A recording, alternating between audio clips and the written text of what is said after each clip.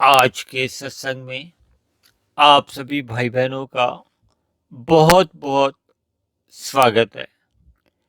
आज के सत्संग का विषय है पास, दूर और अति दूर।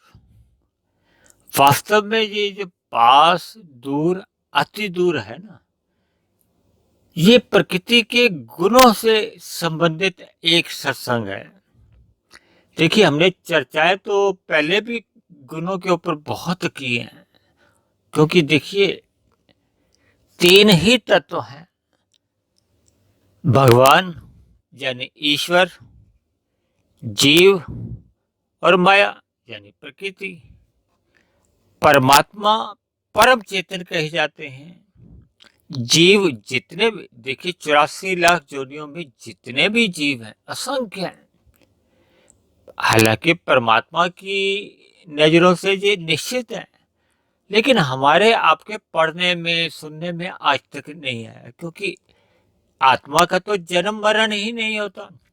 तो जितने भी हैं अनादिकाल से वो निश्चित ही रहेंगे ना, कम भी नहीं हो सकते, अधिक भी नहीं हो सकते, क्योंकि जन्म मरण से रहित है। लेकिन सभी जीवात्माएं चेतन बताई गई हैं, जबकि माया, जिसकी अभी हम थोड़ी विशेष चर्चा गुणों के हिसाब से करने जा रहे हैं, वो जड़ है। देखिए 84 लाख जोनियों में जितनी भी जीवात्माएं हैं वे सभी चेतन है। चेतन और परम चेतन दोनों में सजातीय संबंध है, क्योंकि दोनों की एक ही जाति है, दोनों में चेतन है, क्योंकि चेतन अधिक है। अभी बताया ना, आत्मा तो अनंत है। और परम चेतन, क्योंकि परम शब्द केवल एक परमात्मा के लिए ही प्रयोग में लाया जाता है, जबकि माया जड़ है। अब आप सोचते होंगे कि माया जड़ है, लेकिन ये इतनी क्रियाशील कैसे रहती है ये प्रकृति।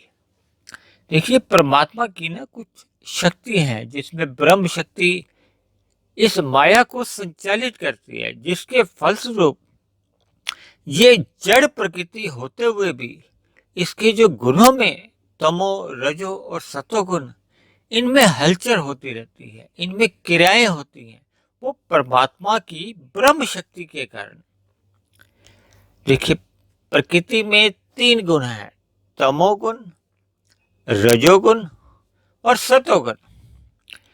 हमने काफी टाइम से जितने भी हमने सत्संग किए हैं उसमें हमने बताया कि तमोगुण से 10 गुना अच्छा रजोगुण है, रजोगुण से भी 10 गुना अच्छा सतोगुण है, और सतोगुण से भी 10 गुना अच्छा हमने परम चेतन यानी परमात्मा के लिए कहा है। इसीलिए हमने इसको संख्या से भी हमने परिभाषित किया है। तमोगुण को हमने 1 कहा है, रजोगुण को हमने 10, क्योंकि तमोगुण से 10 गुना अच्छा रजोगुण है, इसलिए उसको 10 बता दिया है। और सतोगुण को हमने 100 परिभाषित किया है, क्योंकि रजोगुण से भी 10 गुना अच्छा सतोगुण है, इसलिए 10 का 10 गुना 100 हो जाता है। इसी तरह सतोगुण से भी 10 गुना अच्छा विशुद्ध सतोगुण है। देखिए, जब हम सतोगुण और रजोगुण या तमोगुण कहते हैं ना, तो एक गुण की प्रधानता रहती है, दूसरा गुण गौण रहता है और तीसरा गुण अति गौण रहता है। जब हम सतोगुण कहते हैं तो इसका मतलब यह है कि सतोगुण उस समय प्रधान है, उस समय विशेष में, और रजोगुण गौण है और तमोगुण अति गौण है। जब हम कहते हैं रजोगुण प्रधान है, तो रजोगुण तो प्रधान होता ही है, रजोगुण के साथ तमोगुण गौण रहता है और सतोगुण अति गौण रहता है। इसको आप संख्या से अभी अपने आप ही दिमाग में चिंतन करोगे ना, तो ये जो आपको समझ में आता रहेगा, लेकिन ध्यान से आप समझोगे तो ही समझ में आएगा। हल्का सा भी अगर आपका ध्यान इधर से उधर हुआ तो फिर ये चर्चा समझने में कठिनाई आ सकती है। जो अर्थ मैं समझाना चाहता हूँ प्रकृति के, देखिए ये बहुत ही सूक्ष्म विषय होते हैं। परमात्मा तो और भी सूक्ष्म विषय है, तो इसलिए पहले तो हमने प्रकृति को ही जानना है, ताकि मनुष्य योनि में होने वाले कर्मों में सुधार हो जाए, हम पाप कर्मों से बच जाएं। क्योंकि अक्सर अज्ञानतावश मनुष्य पाप कर्म मनुष्य योनि में अधिक कर जाता है, क्योंकि मनुष्य योनि में ही देखिए कर्म योनि है, इसलिए हमारे सभी कर्म लिखे जाते हैं। और मनुष्य योनि में ही हम परमात्मा को भी जान सकते हैं, समझ सकते हैं और पा सकते हैं। ये मनुष्य योनि ही एक अवसर है।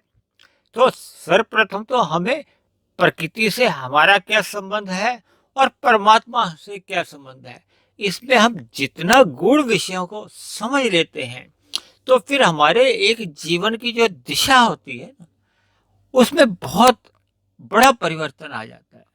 जब हम हल्के में ही बातें लेते हैं ना, तो फिर हमारे जीवन में कोई सुधार नहीं होता। देखिए मनुष्य योनि हम सबको, आपका भी और मेरा भी, हर क्षण जीवन घट रहा है। भले ही देखिए मनुष्य, अभी कुछ दिन पहले हमने जन्मदिन पे चर्चाएं की थी, कुछ लोग इससे नाराज भी हो गए थे कि जन्मदिन क्या मनाना चाहिए, हमने इस पर थोड़ी चर्चा की थी। देखिए हमारी आपकी उम्र हर क्षण घट रही है, क्योंकि हम निश्चित आयु लेके आए हैं। जब एक निश्चित में से कुछ चीज हर रोज निकलती जाएगी, भाई आपके घर में अगर 20 किलो आटा रखा है, आप हर रोज उसमें से थोड़ी थोड़ा आटा लेके रोटी बनाती हो, तो अंत में आटा कम होता जाता है ना, और अंत में बिल्कुल ही समाप्त हो जाएगा।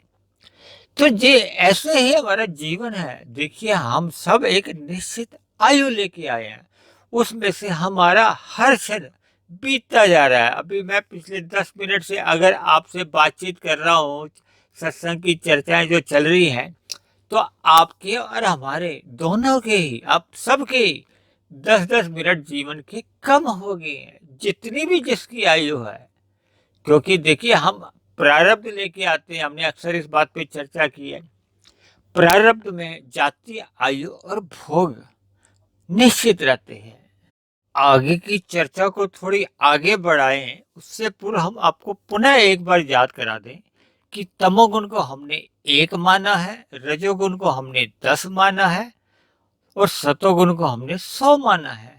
और विशुद्ध सतोगुण को, जो कि परमात्मा के लिए ही कहा जाता है, या मायातीत महापुरुषों के लिए भी, जो माया से परे हो गए, मायातीत हो गए, उनके लिए भी विशुद्ध सतोगुण हम प्रयोग में ले सकते हैं।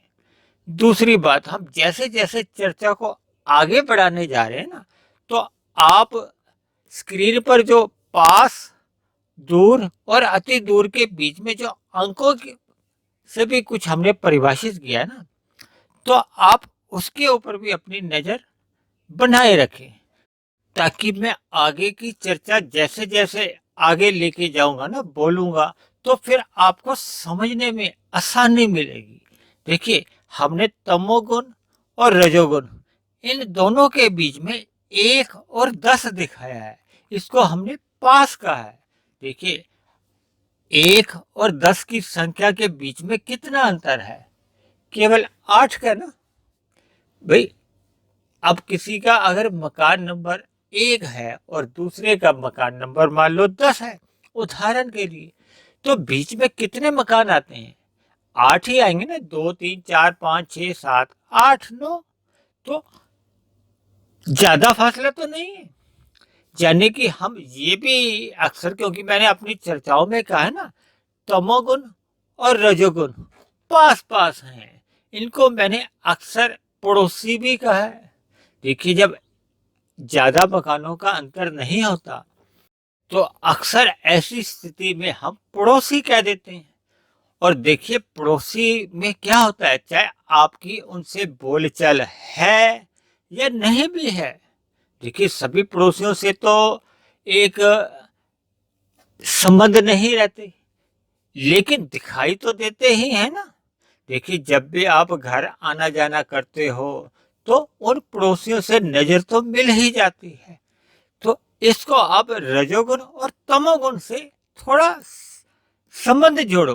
देखिए 1 और 10 के बीच में मैंने पास कहा है, यानी कि रजोगुण और तमोगुण। तमोगुण 1 है, रजोगुण 10 है।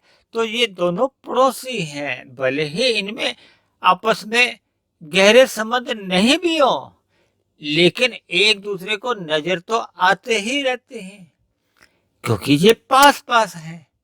यानी कि जब मनुष्य रजोगुण में स्थित रहता है, यानी कि जब हम रजोगुणी गतिविधियों में अधिक लिप्त रहते हैं, तो फिर हमें तमोगुण के दर्शन भी बीच बीच में हो ही जाते हैं। इसका अर्थ ये है कि जब हम रजोगुण में रहते हुए भोगों में लिप्त रहते हैं ना, तो बीच में हम कभी कभी भोगों के लिए ही छल कपट ठगी हेरा फेरी तो कर ही जाते हैं। देखिए, जब भोगों की यानी कि जब हमारे अंदर भोगने की लालसा तीव्र बनी रहती है ना, तो फिर ये तमोगुण के दर्शन हो जाते हैं। इसका मतलब ये है पड़ोसी, इसलिए तो ये पास पास का है। यानी कि पास पास का मतलब ये कि हमें स्वयं को भी पता नहीं चलता कि हम अपने जीवन में कब ये तामसी कर्म कर जाते हैं इन भोगों के लिए। देखिए, आप अपने अपने मन में झांक कर देखिए कि हमारी दिनचर्या में जब जब हम भोगों में लिप्त होते हैं, अगर हम बिल्कुल ही मर्यादा में रहते हैं, यानी कि केवल अपनी आवश्यकताओं के प्रति ही सचेत रहते हैं, उसी के लिए ही हम कर्म करते हैं, क्योंकि आवश्यकताएं तो आपकी और हमारी सबकी ही सीमित होती हैं, जबकि भोगों का तो कोई अंत नहीं है। देखिए, भोगों की तो कोई अंत ही नहीं है। आप किसी भी आज मॉल में चले जाओ, जब बड़े बाजारों में चले जाओ, तो इतने भोग के साधन उपलब्ध हैं कि आप कल्पना भी नहीं कर सकते। जबकि हमारे जीवन की में हमारे स्थूल शरीर की तो एक सीमित आवश्यकताएं होती हैं, उनको पूरा करने के लिए हमें किसी प्रकार का कुछ जीवन में छल कपट ठगी हेरा फेरी नहीं करनी होती।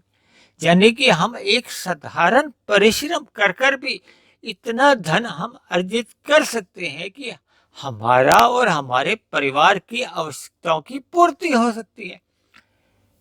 लेकिन जब हम भोगों में लिप्त हो जाते हैं, तभी फिर ये तमोगुण का यानी कि तमोगुण और रजोगुण पास पास है। इसलिए हमें रजोगुण को सतोगुण से नियंत्रित करना होता है।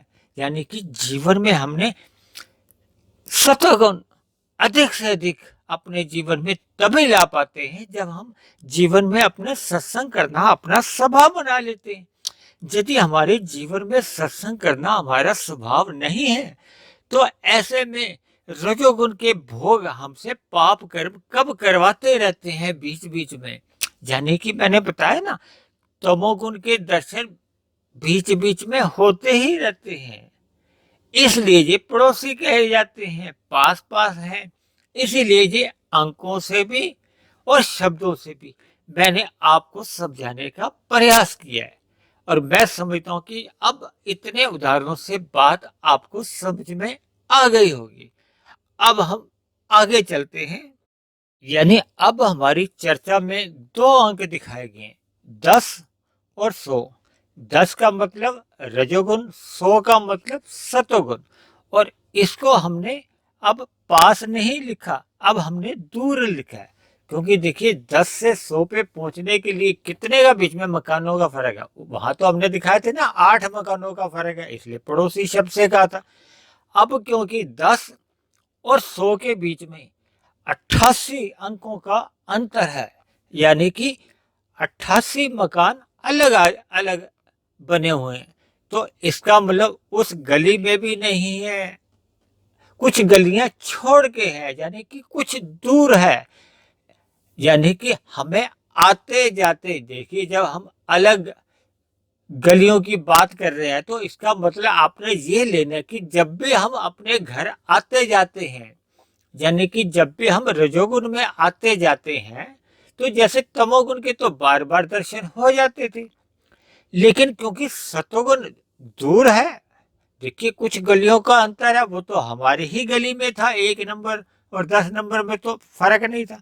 अब क्योंकि 10 और 100 में पूरे 88 अंक का अंतर है, यानी कि कुछ गलियों का फर्क आ जाता है, तो जब भी हम रजोगुण में आते जाते हैं, यानी कि हम जब भी अपने घर में आते जाते हैं, तो हमें सतोगुण के तो दर्शन होते नहीं। यानी कि हमारे जीवन में सतोगुण की गैर मौजूदगी बनी रहती है, यानी कि हमारे जीवन में सत्संग नहीं होता, क्योंकि 10 से 100 कुछ दूरी पे है। यानी कि हमें 100 पे दर्शन तभी होंगे जब हम उस स्थिति विशेष में अपने आप को लेकर जाएंगे। यानी कि जब हमने 100 नंबर मकान पे जाना है, तो अपने मकान को छोड़ के जब हमें कुछ गलियां पार करनी होगी, यानी कि परिश्रम करना होता है। यानी कि सत्संग में जाने के लिए हमें निश्चय करना होता है, बुद्धि से निर्णय लेना होता है, फिर मन को राजी करवाना पड़ता है कि अपने स्थूल शरीर को सत्संग में या सतोगुणी अवस्था में हम लेकर जाएं। इसलिए ये हमें दूर लगता है, इसमें परिश्रम लगता है, और दूर के कारण ही देखिए हम सतोगुण में एक समय विशेष में जाते नहीं हैं। यानी कि हम सत्संग करने से अक्सर ही बचते फिरते हैं, क्योंकि हमें हमेशा ही दूर लगता है। इसलिए हमारे जीवन में सतोगुणी अवस्था आ नहीं पाती, और हमारा फिर रजोगुण, क्योंकि सतोगुणी अवस्था हमारे जीवन में जब नहीं रहती, तो फिर हमारा रजोगुण अनियंत्रित रहता है, अमर्यादित रहता है, क्योंकि सतोगुण ही एक ऐसी लगाम है जो रजोगुण में फिसलने से मनुष्य को रोकती है, और वो लगाम हमारे पास होती नहीं, क्योंकि हम सतोगुण में नहीं जाते, हमें दूर लगता है। अब हम आगे चर्चा करते हैं 10 और 1000 की। देखिए, इस पे हमने अंकों से जो परिभाषित किया है, और उसके बीच में हमने शब्दों का जो प्रयोग किया, उसमें लिखा है अति दूर। अति का मतलब ही बहुत दूर। देखिए, एक संख्या 10 है और दूसरी 100, तो वही हमें दूर लगती है। तो अब तो 100 से भी बहुत दूर, यानी कि अति दूर है। अति दूर बोला, हमें दूर दूर तक रजोगुण में रहते हुए परमात्मा का आभास ही नहीं होता, क्योंकि देखिए 1000 अंक हमने परमात्मा के लिए परिभाषित किया है। इसीलिए हमने अति, देखिए अति से आगे कोई शब्द नहीं है। हमारे व्याकरण में जब अति कह दिया जाता है ना, तो फिर उसका मतलब है कि बहुत दूर। हालांकि देखिए, हमने शब्दों से समझाने के लिए 1000 का अंक से परिभाषित किया है परमात्मा को, यानी कि रजोगुण में रहते हुए 10 और 1000 में कितना ही अधिक अंतर है। इसलिए रजोगुण में रहते हुए हमें परमात्मा की कुछ समझ नहीं होती, कोई जानकारी नहीं होती। और देखिए, जब जिसकी कोई समझ नहीं होती, जानकारी नहीं होती, तो फिर परमात्मा को पाने की तो बहुत ही दूर की बात हो जाती है। जैसा कि आप और हम सभी जानते हैं कि वर्तमान युग कल युग चल रहा है। कल युग में जन्म लेने वाले जितने भी मनुष्य हैं, उनमें तामसी संस्कारों वाले अधिक मनुष्य हैं। तामसी संस्कारों का मतलब यह है कि जिनमें तमोगुण की प्रधानता है। देखिए, जब रजोगुण ही लोगों में कम देखने को मिलता है, तो फिर सतोगुण तो और भी कम, और फिर विशुद्ध सतोगुण की प्राप्ति का लक्ष्य रजोगुणी मनुष्यों का बन नहीं पाता। देखिए, हम भारत में भी, भारत के बाहर भी, विदेशों में अक्सर देखते हैं सत्संग होते रहते हैं, होते ही रहते हैं, और अक्सर इन सत्संगों का सीधा प्रसारण भी टीवी के अनेकों चैनल पर दिखाया जाता है।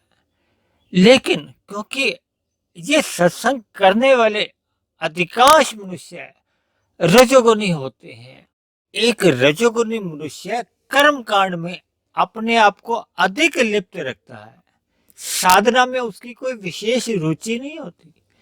इसीलिए अक्सर देखा जाता है कि रजोगुण में रहकर लोगों का जो सत्संग भी है ना, बेमन से होता है। जब बेमन से सत्संग होता है तो फिर उसका कोई उसको इतनी विशेष समझ भी नहीं आती। देखिए मेरे पास तो अक्सर ऐसे फोन आ जाते हैं कि आप कि सत्संग में हमें बातें पूरी तरह समझ नहीं आती, कभी कभी तो हमारा सिर दर्द भी हो जाता है। देखिए अब ऐसी बातें एक मनुष्य के जब प्रश्नों में पाई जाती है तो आप अंदाजा लगा सकते हैं कि हम सत्संग को गंभीरता से नहीं लेते। देखिए मेरी आप सभी भाई बहनों से विनती है कि जब तक आप सतोगुनी अवस्था में नहीं अपने आप को स्थित करते, और देखिए रजोगुनी अवस्था से जब तक आपका वैराग्य नहीं होगा, देखिए दो स्थितियों में तो आप नहीं रुक सकते ना। जब आप किसी के घर जाते हो तो अपना घर तो आपको छोड़ना ही होता है, तभी हम दूसरे के घर पहुंच सकते हैं। यानी कि हम रजोगुण जब तक नहीं छोड़ेंगे हम सतोगुण में अपने आप को स्थित नहीं कर सकते। हाँ ऐसा तो संभव है। देखिए हाँ अपने घर से जब दूसरे को हम फोन लगा देते हैं तो फोन पे तो बातचीत हो सकती है। ऐसे ही देखिए जो रजोगुण में रहते हुए कर्म कांड करते हैं ना, तो उनसे परमात्मा की एक हाय हेलो ही बनी रहती है, यानी कि परमात्मा से उनका एक घनिष्ठ संबंध नहीं हो पाता, केवल जीवन में कर्म कांड ही बने रहते हैं।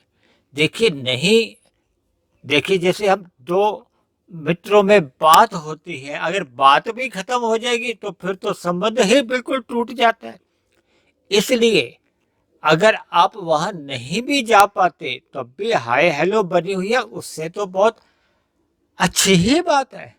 लेकिन परमात्मा को देखिए मनुष्य योनि में अगर हमने पाना है तो हमें सत्संग को तो गंभीरता से लेना ही होता है। पहले अपने रजोगुण को हमें छोड़ना होता है, फिर हमें सतोगुण में अपने आप को हमें स्थित करना होता है। तभी हम फिर हजार की जो एक संख्या है या एक मंजिल है, जब परमात्मा को जो एक पाने का जो हमारा एक निर्णय होता है, फिर हम उस आध्यात्मिक यात्रा पर चल निकलते हैं।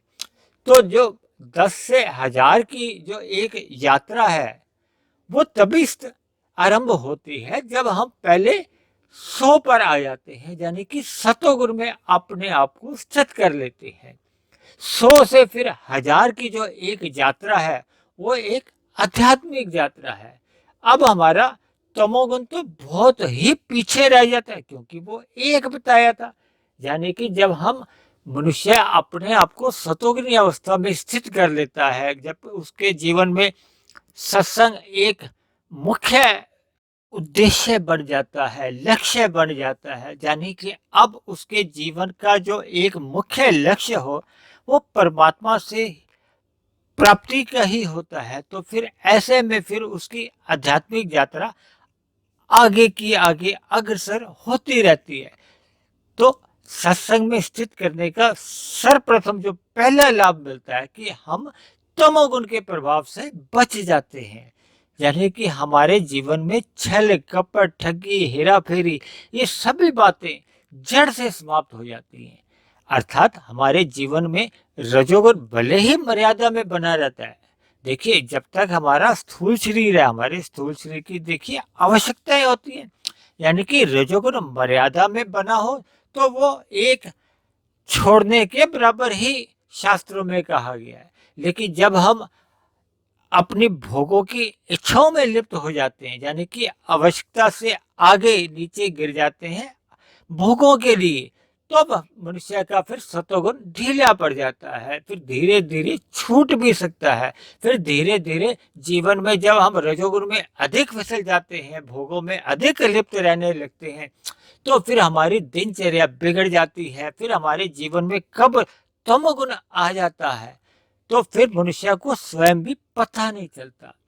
इसलिए मेरी आप सभी भाई बहनों से एक विनती है कि जीवन में सत्संग करना अपने जीवन का एक लक्ष्य बना रहना चाहिए, एक स्वभाव होना चाहिए, ताकि हम रजोगुण के जो अमर्यादित दुष्प्रभाव हैं उससे भी बच जाए और जीवन में हमारे तमोगुण तो जड़ से ही समाप्त हो जाए और परमात्मा के प्रति हमारी जितनी आध्यात्मिक यात्रा हम कर लेते हैं वो क्योंकि हमारी सुरक्षित बनी रहती है, यानी कि हमें अगले मनुष्य योनि में वो की गई आध्यात्मिक यात्रा पुनः ही हमें मिल जाती है।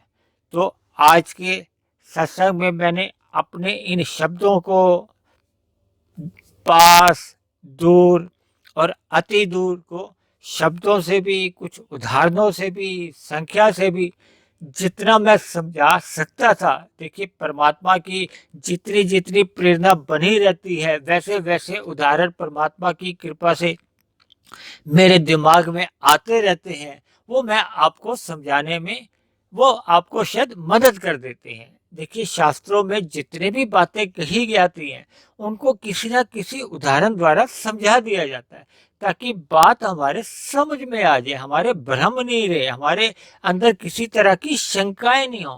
क्योंकि जब भ्रम या शंका उत्पन्न होती है, जब तक उसका निवारण नहीं होता तो फिर हमारी आगे की यात्रा हो नहीं पाती। फिर हम रुक जाते हैं और कभी कभी हम वापस भी आ जाते हैं। तो मेरी आप सभी भाई बहनों से बार बार विनती है कि जीवन में सत्संग करना अपना स्वभाव बनाए रखिए ताकि हमारी आध्यात्मिक यात्रा आगे की आगे यानी अग्रसर होती ही रहे। तो इन्हीं शब्दों के साथ आज की चर्चा को, आज के सत्संग को हम यही विश्राम देते हैं। आप किसी भाई बहन का कोई प्रश्न हो, कोई बात समझ में नहीं आई हो तो आप नीचे कमेंट्स बॉक्स में जाकर अपना प्रश्न, अपना सुझाव भी लिख सकते हैं।